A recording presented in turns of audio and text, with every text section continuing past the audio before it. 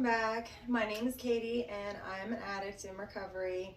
So today's video, I wanted to share a little more of my story, and in the first part of my story, I told you guys we would go step by step, like the 12 steps. We'll go step by step like that of my story. So today we're going to do step 2. So step 2 is very personal for me. It shares a lot of my very personal story. Step 2, we came to believe that a power greater than ourselves could restore us to sanity. So basically the step says that you think God is going to save you, basically. And that's fine for some people if that's the way they want to take that step and they want to work that step that way. That's all well and good. It did not go that way for me. Step 2, to me, it happened 9 months and 2 days after I got clean and began my recovery. My husband died on that day.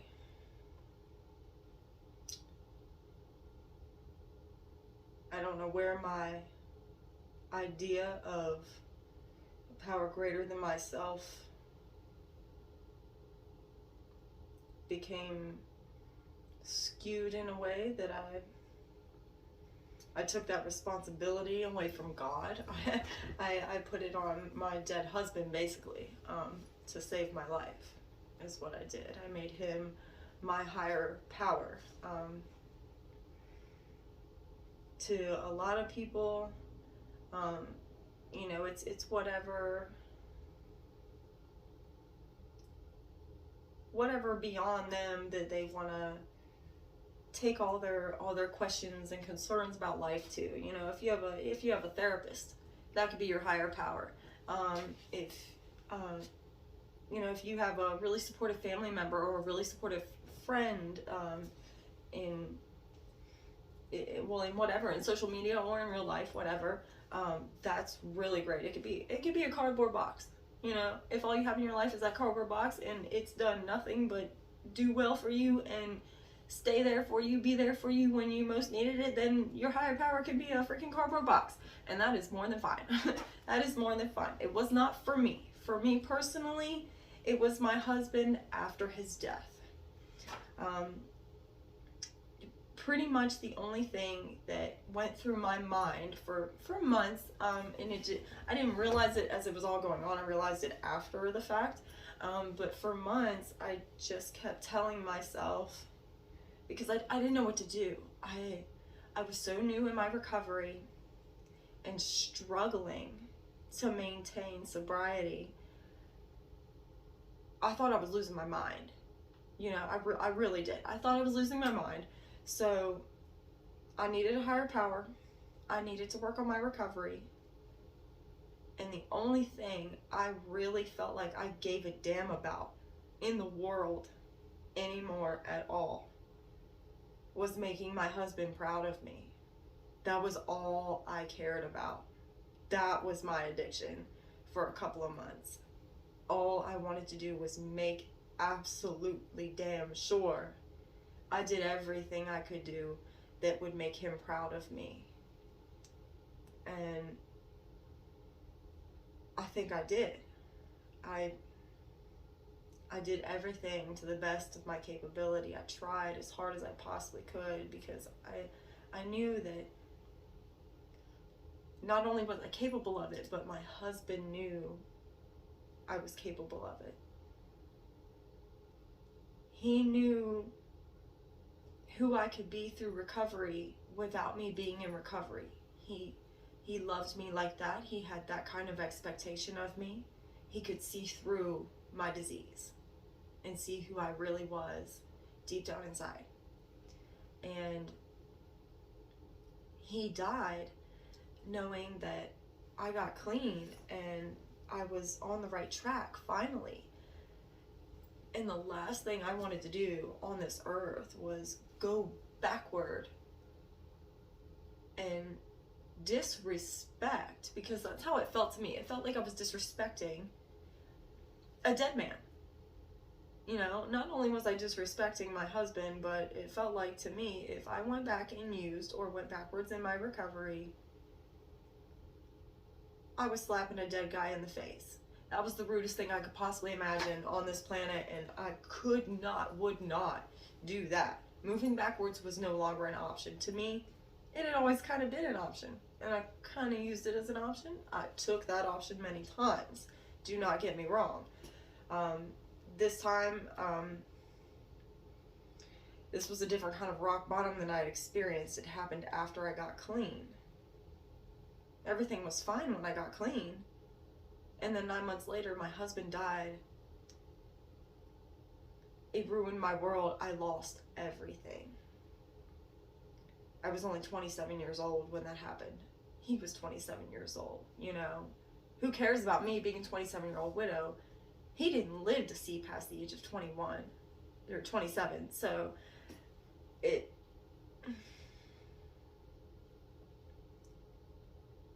all had to happen for me to see what I needed to see and forge my way through my recovery. That was important. And to me, my highest power was not letting my husband down. Because it felt like if I had, to me, let my husband down, that there was no way I could make up for it. No matter how many times I went through the 12 steps and went back and back and back through and kept on with my recovery, no matter how many improvements I made, he would still be dead and I would still not be able to make up for it. I could not apologize. I could not go back. I could not take it back. So this kind of sealed the door for me where I could only move forward with my recovery. And I'm not sure if it's kind of what made me not lose it. I didn't lose my mind, not literally, but it felt like it. I ended up having to go to therapy for grief and mourning. I didn't even know that was a thing. I never expected to be widowed before 30, so I didn't know that was a thing, and I ended up doing it, and that helped things later down the line. But the drive I had from my step 2, from my higher power, was incredible. And to this day, through all the progress I've made, I still feel an intense motivation, always in the background, right under the surface.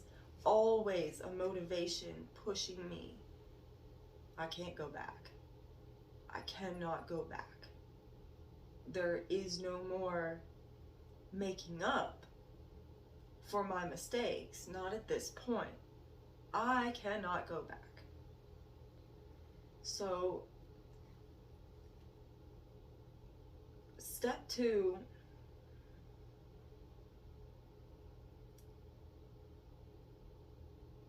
I think it's one of those steps where you might have to actually leave the program and the meeting for a moment, not an extended period of time. I mean, a day or two. Take some time and really focus on what means enough to you to motivate your life. Because that's what your recovery ends up being. It is your life. And if it's not, anything you put ahead of your recovery in your life, you should plan to lose. Because if you don't put your recovery first, you're going to lose all that shit anyway. So, recovery has to be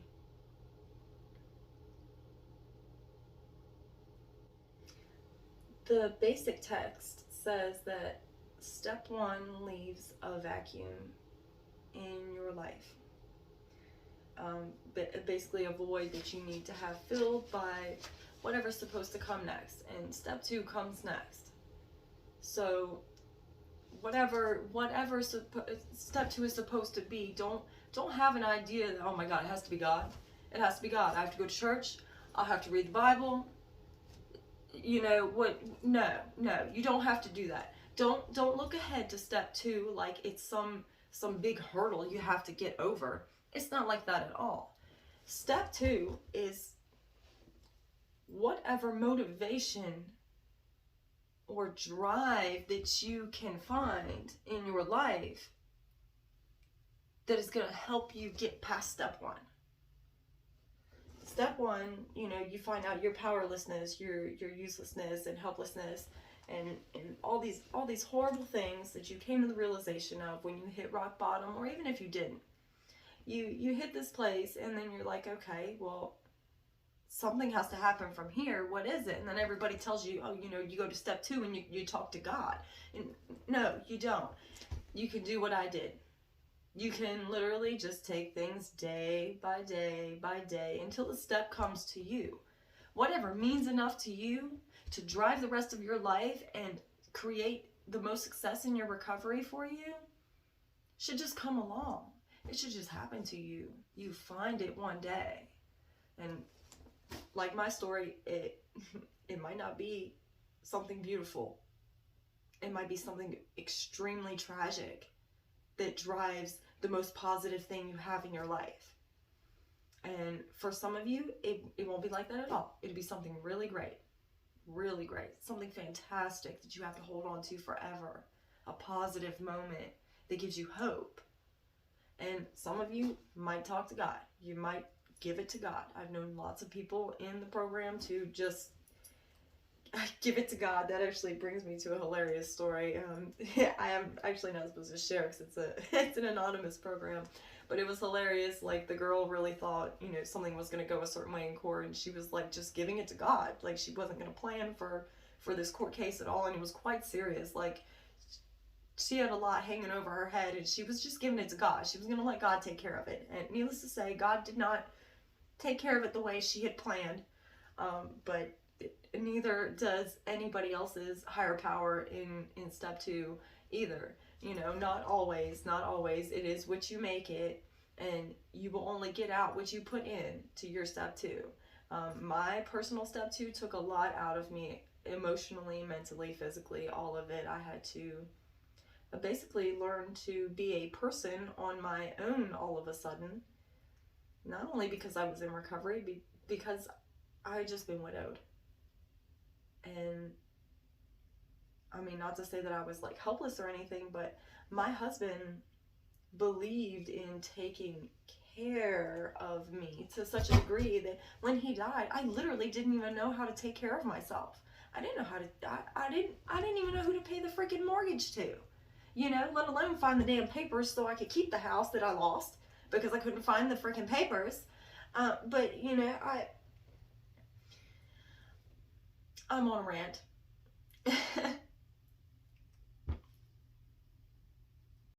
So back from the rant, guys. So sorry about that. I got carried away. So back to my story, my personal story. So step 2 kind of for me turned into other steps. I spent so long in step 2 working it the way I had to that it made me start working other steps out of order, different areas of different steps, and really grow into myself and improve on my own from the struggle I had. Because all I told myself every day was, Mike is dead. He's not coming back. This shit needs to get done. Nobody's coming to do it for you. If it needs to get done, you had better do it. And that's what I did every day. And I tell myself that even now. Whatever's required, that's what I do. And I kept at that and at that and at that for months and months until it took me to the next point in my recovery. And when we actually get to step 3 and want to talk about step 3, I will continue with story time. I will give you another part of my personal story and a little more detail. And I feel like there are a lot of points that I missed out on step 2 here in this video. However, I might come back to it another day, because just like you guys, I'm in recovery. So like I don't always remember everything that went on, and even if I do, I don't always remember it in the order that it happened. And sometimes I remember it a totally different way than it happened. It's not exactly that I'm lying or anything like that. My messed up mind, in the middle of my active addiction, did not see it happen the right way. I didn't see it the way it happened in reality, so I remember it differently. I remember it the way I saw it high, you know? So as I come to remember things and come back on more open discussions about it, because I'm sure there are a couple of you out there, you know, you definitely want to hear some more tea, like real tea. You really want to go into depth, and that is totally fine. That's what was given to me in my early recovery, and that's what I want to give to you guys. I'm just having a hard time putting enough of it together in a way that is understandable, because if I just kind of go on a rant about my life step by step, that's what it'll end up being. So I'm trying to kind of paint an easier to read picture for you guys in my recovery. Yeah, and I mean, it basically looked like it does for the rest of you out there. It really did. I'm human, and not only am I human, I'm an addict in recovery. I'm not going to be perfect. I'm never going to be anything like perfect, and I don't expect to be, but I expect to have today to work on improving on myself and working on my recovery and giving of myself and my recovery to others that were standing right where I was standing when they didn't make the choice to walk beside me, or they watched me walk ahead of them. People that are personally in my life that I actually started this channel for. I really needed a way to get my story out there, share my experience, my strength, my hope, everything I've learned.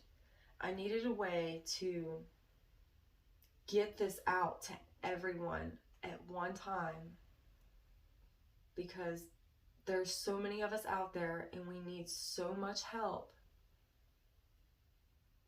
I don't know if there aren't enough of us to help, or if we're scared. But I'm here to tell you, I'm not scared. I'm not scared to come here and share myself with you guys in order to help you be better and have better in your recovery. That's what I want for you guys, you know? And I mean, it even makes me emotional. I want to give of myself what was given to me. I really do. And the level of honesty people shared with me, never having seen me in their lives at my first meeting and at different moments in my life, in my addiction, in my recovery, I want to make sure to give that back to you guys. I want to make sure I'm being as honest and clear as I can about what went on, because a lot of it is so similar to a lot of your stories. And if it's not similar, it might trump your story, and you're like, wow, well, if that happened to her, well, I can definitely get through this, you know? And, you know, maybe she can help connect me with someone in my position, or, you know, whatever that might be, whatever support you may need. That's what I'm here for, guys. And I want to make sure to share my story and share everything I have with you guys, because you only keep what you have by giving it away. The last time I tried to keep what I have by giving it away, the girl died on my celebration. So not a good moment for me.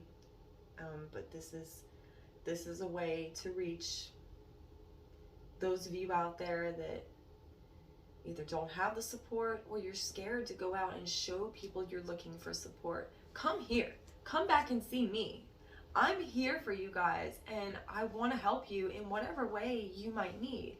I'm not set to the rules, and I didn't go to school for this, you know. I went I went to the school of hard knocks for this, guys. Like, I lived through this. I don't have a degree.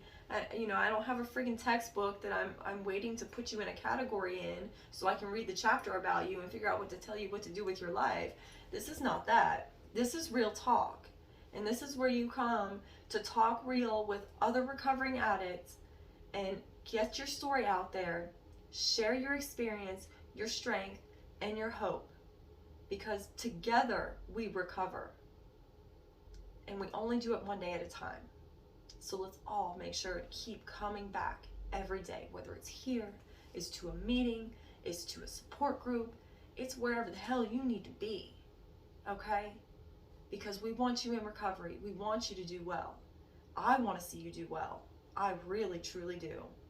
If I can do it, I know what incredible varieties of people are capable of recovery. And I want all of this for you guys, and I want to share that with you. Please don't hesitate to give me feedback on any videos. Please don't hesitate to contact me and let me know anything you'd like me to share specifically, anything affecting your recovery that you want me to talk about, any topics, steps, traditions, anything like that, anything recovery related. Please do not hesitate. Leave a comment, email me, DM me, you know, on Instagram. I have TikTok, whatever you need. I'm here for you guys. And you know, if for right now you need me to be your step 2 to help keep you motivated, that is what I want to do. That is where I want to be with my recovery. And I think that's all I have for you guys in today's video. I really don't want to go too far because I'll get into step 3. I'll get carried away. It's very easy once you start getting into it. It just kind of flows, and we don't need a 4-hour video on here, guys. You know, I want to keep you coming back. I don't want to aggravate you, you know, because it can happen. It really can happen. I don't want you to see too much of my face and you're like, oh my God, what recovery looks like on YouTube just disgusts me. No, I want you guys to come back. I want you to come back and visit me. I want you to hear more of my story. I want you to help support each other and to network on my channel and on my Instagram account, TikTok. Network wherever you need to. Support yourselves in your recovery and use me as a tool to do it if that is what is necessary. And for those of you out there working on step 2, good luck. Good luck. The steps were not made for the faint of heart. They were not. You will get there. And like I said,